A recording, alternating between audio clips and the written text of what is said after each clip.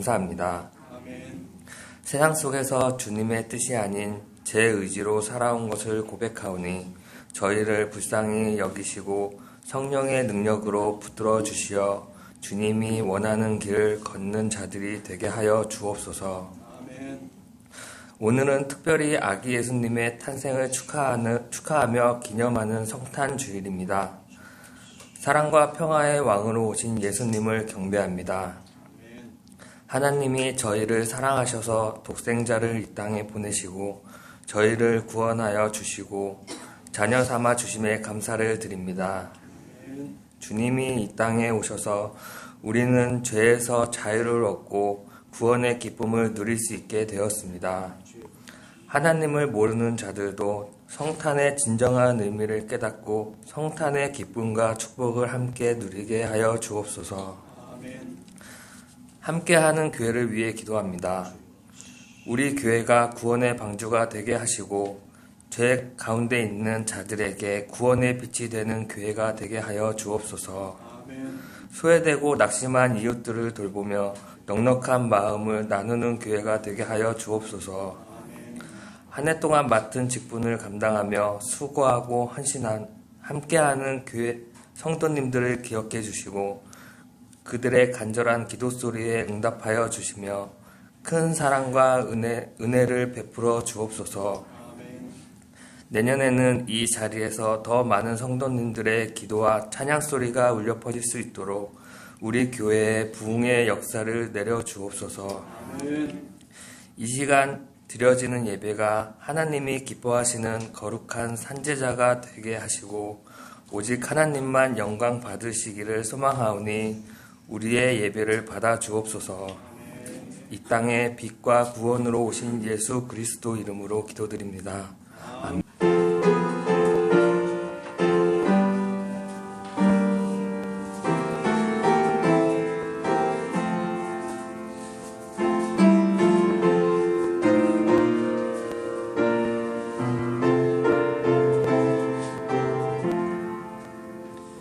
귀중한 법의 함을 주 앞에 드리고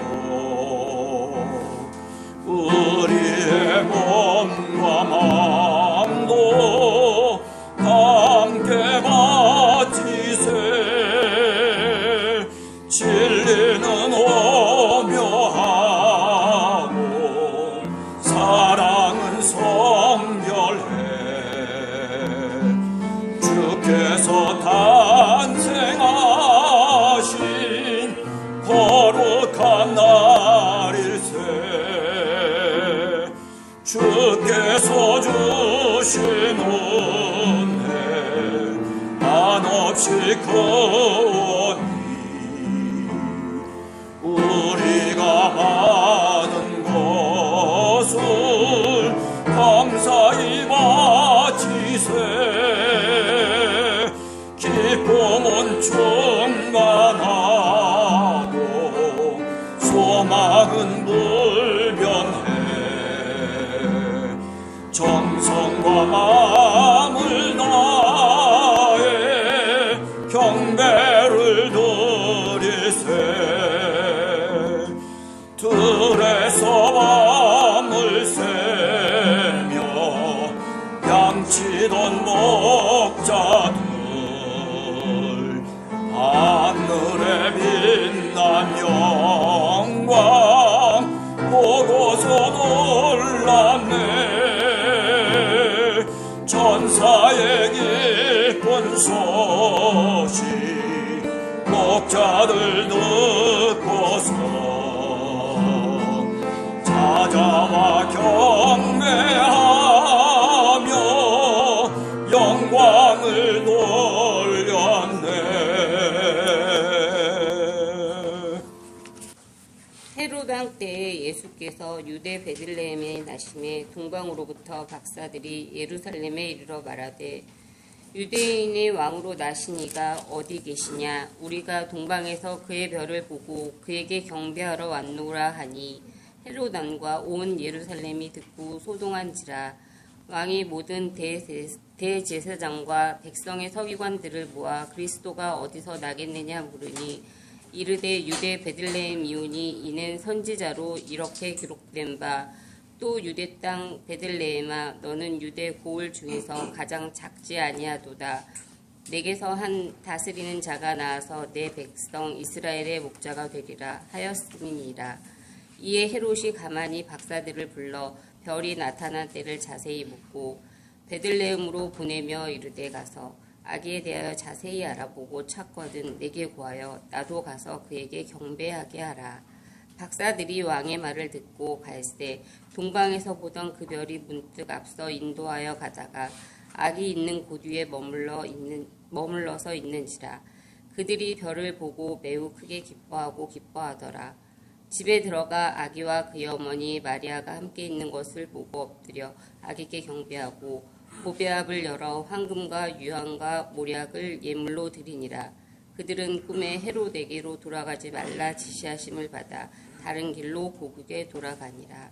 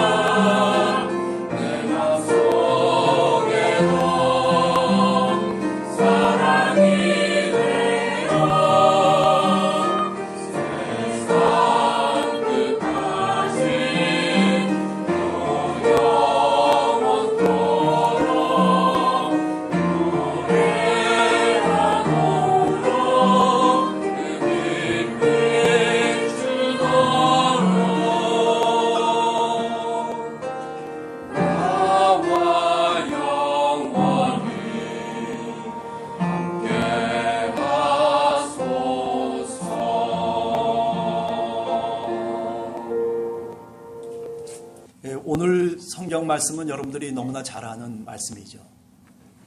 예루살렘 성 안에서는 아기 예수가 탄생했다는 그 소식을 듣고서 소동을 했다, 그렇게 얘기를 하고 있습니다.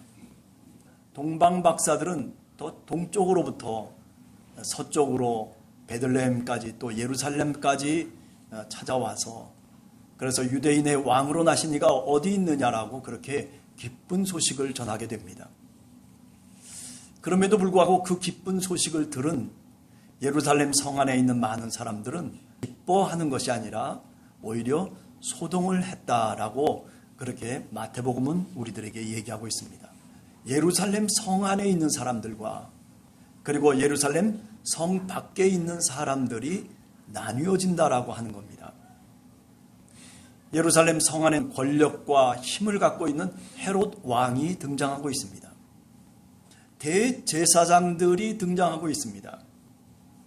우리가 대제사장 하면 히브리 말로는 코헨 가돌 이렇게 얘기하는데 종교적인 모든 권한을 갖고 있는 인물이라고 그렇게 말씀드릴 수가 있을 것입니다. 예루살렘 안에는 이미 헤롯 왕이 통치자가 있고 그리고 종교적인 모든 것들을 총괄할 수 있는 대제사장이 바로 머물고 있는 곳이 예루살렘 안입니다. 그 외에도 율법학자가 나오죠. 소위 히브리 말로는 소페르라고 하는 사람들입니다. 이 사람들은 법을 적용시키고 법을 판단하고 그리고 법을 집행하는 사람들입니다.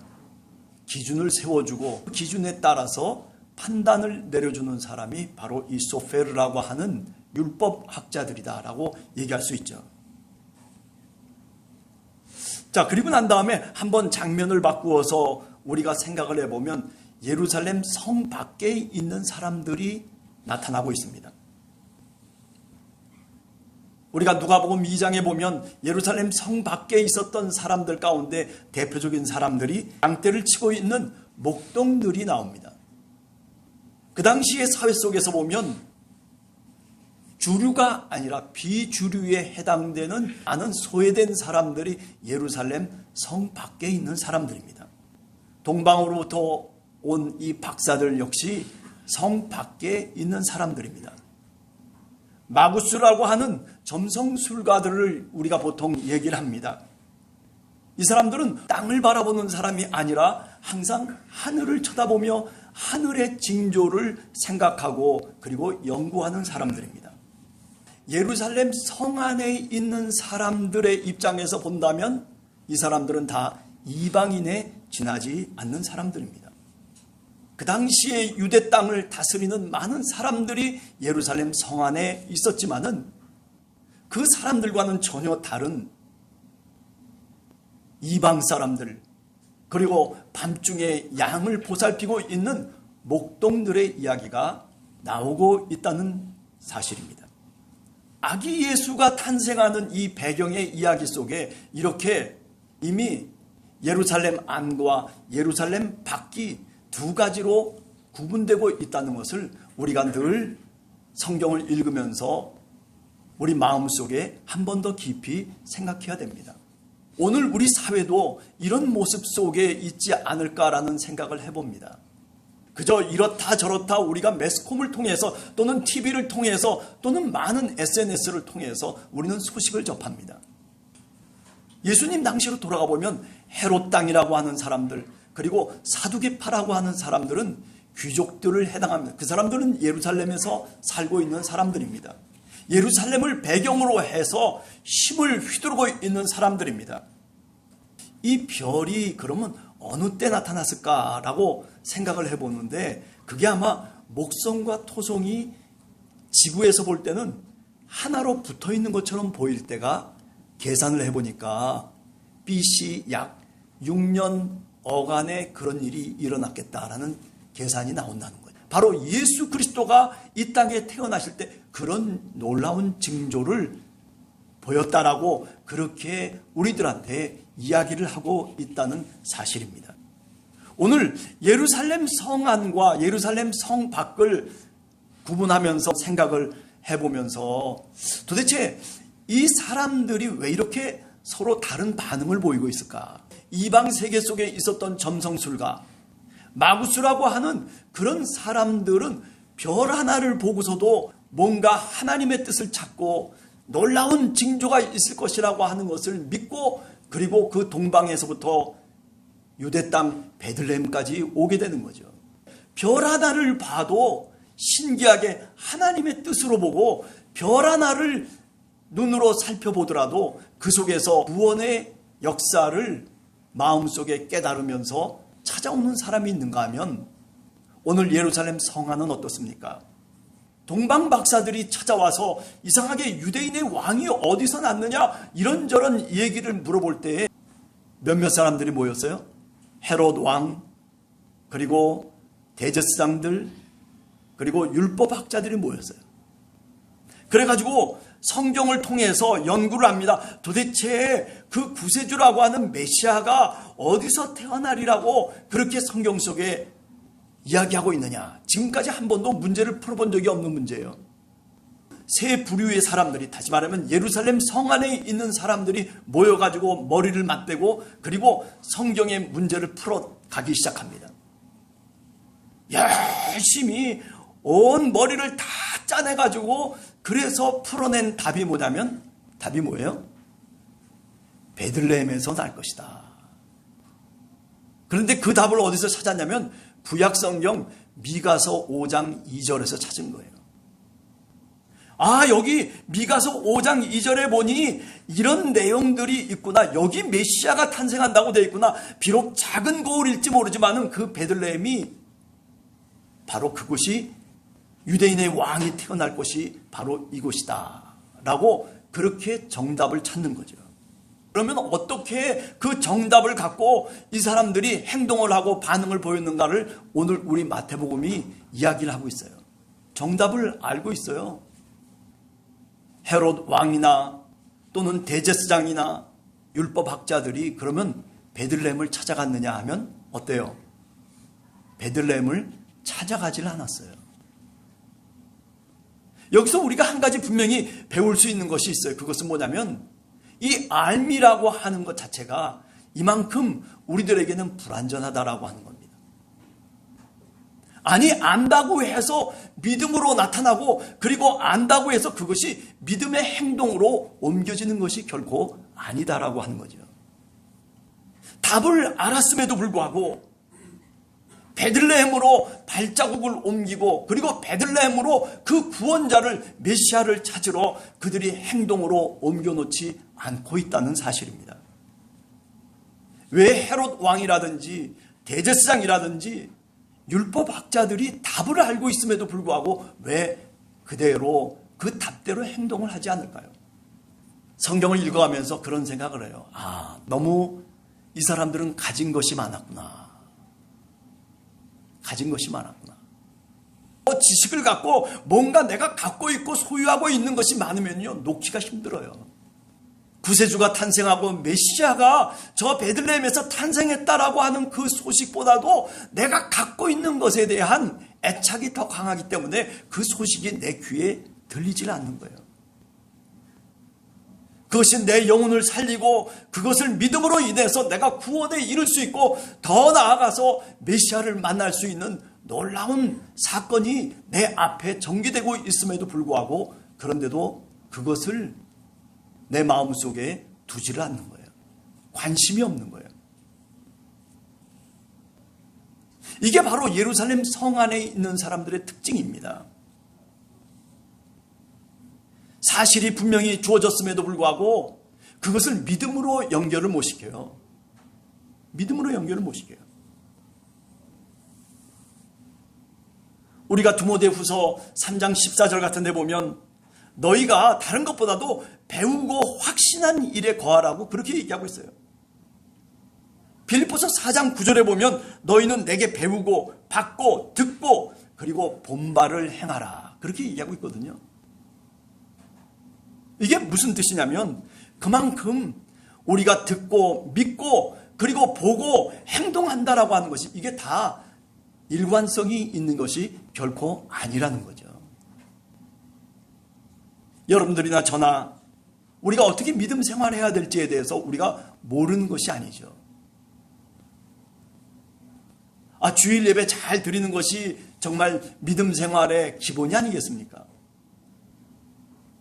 말씀을 잘 공부해서 그래서 우리의 지식을 늘리고 그리고 구원의 확신을 갖도록 우리가 하나님의 말씀을 열심히 읽기도 하고 묵상하는 것, 그거 우리들의 신앙의 생활의 기본이 아니겠느냐는 거죠. 그래요. 세상 사람들보다도 내가 더 그래도 마음을 낮추고 사랑도 하고 헌신도 하고 내 자신을 어떤 때는 희생도 할 줄 아는 그런 신앙인이 되어야 되는 것, 그것 너무나도 분명한 정답이 아니겠습니까? 예수님이 우리에게 가르쳐 주신 가르침을 통해서 보자면 우리가 용서하고 또 용서해야 될 것이 우리들의 마음가짐이 분명한 것이에요. 교회 생활을 해나가면서도 우리가 분명히 답을 알고 있어요. 어떻게 해야지 교회 생활을 잘 할 수 있고, 어떻게 해야지 정말 예수 그리스도를 따라갈 수 있고, 어떻게 해야지 믿음의 삶을 사는 것인지에 대해서 우리가 왜 모릅니까? 다 알고 있어요. 그러나 문제는 뭐냐면 그것을 우리가 행동으로 옮겨놓지 않는다는 거예요. 오늘 이 예루살렘 성 안에 있는 사람들의 특징이 뭐냐면 알고도 그것을 행동으로 옮기질 않는다는 거예요. 구세주가 메시아가 어디서 탄생하기로 되어 있습니까? 베들레헴입니다라고 그렇게 열심히 성경을 연구해서 답을 찾았음에도 불구하고, 그런데 그들이 발을 옮겨서 그 아기 예수 탄생하신 베들레헴까지 가서 예수를 경배하느냐 하면 그렇지 않다는 거죠. 자, 그런가 하면 예루살렘 밖에 있는 동방박사와 목자들의 이야기를 우리는 한 번 더 생각할 수 있어요. 이 예루살렘 성 밖에 있는 사람들은요, 어떤 사람들이냐면 사실은 정확한 답을 갖고 있는 사람들이 아니에요. 인생이라고 하는 게 무엇입니까? 철학적인 의미를 얘기해 보세요. 이겁니다, 저겁니다. 그렇게 답을 갖고 있는 사람들이 아니에요. 밤중에 떠 있는 별을 보고 그리고 내 스스로 생각을 하는 거예요. 이건 뭔가 다른데? 저 별이 움직이기 시작하네? 그래서 어떻게 합니까? 저 별을 따라서 내가 가겠다는 거예요. 쫓아가다가 보면 사실은 실패할 수도 있고, 그 별을 쫓아가서 정말 메시아가 또는 하늘의 징조가 이 땅에 정말 그렇게 나타날지 어떻게 알겠어요? 동방의 박사들은 그것이 하나님이 주신 징조로 믿는 거예요. 예루살렘 성 밖에서 생활하는 사람들은 인생의 답을 잘 몰라요. 그런데도 어떻습니까? 그런데도 답은 몰라도 그래도 누구를 믿는 거예요? 하늘을 믿고 하나님을 믿는 거예요. 그래서 행동에 옮기기 시작합니다. 그런데 나중에 보니까 정말 베들레헴에 가서 아기 예수를 만나는 그 놀라운 사건의 주인공들이 누구냐면 바로 이 예루살렘 성 밖에 있는 사람들이에요. 믿음 안에 산다라고 하는 것이 그것이 무슨 특권이 되는 게 아닙니다. 이런 식으로 따져보면 성 밖에 믿음도 잘 몰라요. 그리고 어떻게 살아가야 되는지에 대한 인생의 답도 잘 몰라요. 참 어리석고, 그리고 저 성 안에 있는 사람들이 볼 때에는요, 참 한심한 사람들일런지 몰라요. 이 사람들은 왜 이렇게 쉽게 하늘의 별을 쫓아서 베들레헴까지 올 수 있었을까요? 그것은 뭐냐면 가진 것이 없기 때문에 그래요. 언제든지 놓을 수 있어요. 언제든지 손을 털 수가 있다니까요. 그래서 믿음의 길을 가는 거예요. 오늘 마태복음에서 우리들에게 얘기하려고 하는 하나님의 말씀은 성 안에 있는 것이 우리에게 평안을 가져다 줄 수는 있어요. 근데 그 편안은 물질적인 또는 세속적인 편안 아니에요. 마태복음은 우리들한테 얘기를 하는 거예요. 그렇다면 너희들이 이쪽을 택해야 될 것이냐, 아니면 저쪽을 택해야 될 것이냐. 성 안에 살기를 원하느냐, 아니면 성 밖에서 살기를 원하느냐라고 하는 두 가지 중에 하나를 택하라고 우리들한테 얘기하고 있는 거예요. 그래요. 성 안에 사는 사람들은 이해관계와 그리고 이해득실을 통해서 계산을 하고 따지다 보니까 결국에는 그 길로 가질 못해요. 베들레헴에 이르질 못하고 아기 예수께 경배를 하질 못하는 겁니다. 그러나 성 밖에 살고 있는 아무것도 가진 것이 없는 사람, 하늘이나 바라보면서 하나님의 뜻을 찾고 그렇게 황당한 모습으로 어쩌면 살아가는 사람들을 이런지 모르지만은, 저 밤중에 양떼를 치면서 그리고 목동으로 살아가는 사람들일런지 모르지만은, 그러나 이 사람들은 어떤 사람들이에요? 성 밖에 있는 사람들은 자기를 희생할 줄 아는 사람이에요. 손해를 보는 것도 볼 수 있는 마음가짐을 갖고 살아가는 사람들이에요. 아니, 캄캄한 세상 속에서 양떼를 지키는 나약한 사람일런지 모르지만은, 그런 힘없는 사람일런지 모르지만은, 그러나 이런 사람들이 어떤 사람이에요? 베들레헴으로 찾아가서 아기 예수께 경배하는 사람이라고 하는 것을 오늘 마태복음은 우리들한테 얘기하고 있습니다. 여러분, 그렇습니다. 어떤 사실이 중요한 게 아니에요. 어떻게 알고 있느냐라고 하는 게 중요한 게 아니에요. 신앙생활을 하면서 우리가 안다라고 하는 것과 믿는다라고 하는 것이, 이게 어떻게 보면 같은 것임에도 불구하고, 그런데 확신한다라고 하는 것은, 행동으로 옮겨놓는다라고 하는 것은 굉장히 다른 차원의 것이다라고 하는 것을 우리가 다시 깨닫게 되는 거예요.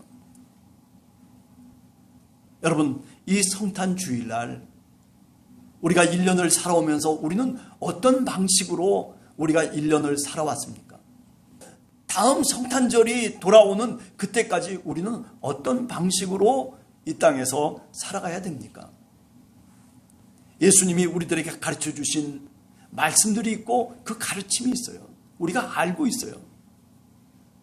그러나 여러분, 그 아는 것으로서 끝나지 말고 한 발자국이라도 우리가 더 믿음의 삶을 살고 확신의 삶을 살고 더 행동으로 옮겨 놓을 수 있는 그런 삶이 중요한 것입니다. 사랑하세요. 이제 1년을 남겨놓고 그잖아요. 우리 모두가 이제 2024년을 또 맞이하면서 여러분, 우리는 사랑하면서 살아가야 돼요. 아기 예수를 이 땅에 보내주신 하나님의 뜻은 다른 것 아니에요. 하나님이 어떻게 이렇게 인간의 몸을 입고 그리고 하나님의 아들을 이 땅에 보내주셨을까? 그것은 요한복음 3장 16절입니다. 하나님이 세상을 이처럼 사랑하사 독생자를 주셨으니, 사랑이에요, 사랑. 연말연시를 맞이하여서 여러분, 그렇습니다. 우리가 아직도 사랑의 뭔가를 내가 다른 이웃들에게 내가 베풀지 못한 것이 혹시 내 마음속에 있다면, 그렇다면 한번 이 연말연시를 통해서 내 손을 내밀어서, 그죠? 손을 잡아줄 수 있는, 그래요. 우리의 형제와 자매들에게도 마찬가지라고 생각돼요. 우리의 친족들에게도 마찬가지라고 생각돼요. 조금이라도 예수님이 말씀하신 그 말씀대로 그 사랑을 우리가 몸소 실천하면서 살아가는 것이 전부가 아니겠습니까? 성경 말씀이 굉장히 복잡한 것 같지만은요, 예수님이 말씀하신 그 말씀대로 그저 하나님 사랑하고 그리고 내 이웃을 내 몸과 같이 사랑하는 거예요. 부모님을 사랑하시고 형제를 사랑하세요. 껴림집하고 그리고 그 사람 만나면 왠지 부담이 돼도 그래도 한번 사랑해 보세요. 기도하면서 하나님, 내가 사랑하기 원합니다. 크리스찬의 삶이라고 하는 것이 대단한 게 아니잖아요. 그렇게 조금이라도 한 발자국 더 사랑을 향해서 내 발걸음을 옮겨 놓으면 어떻습니까? 그게 따뜻한, 훈훈한 그런 온기로 우리들에게 다가오는 겁니다. 하나님의 말씀이 어렵습니까? 여러분들이 하나님의 말씀을 정말 잘 모르십니까? 아니잖아요. 다 알잖아요. 아는 만큼 그렇게 우리가 행동하고 그렇게 믿음의 삶을 사는 우리 함께하는 교회 성도들 모두가 되시기를 간절히 주님의 이름으로 축원합니다.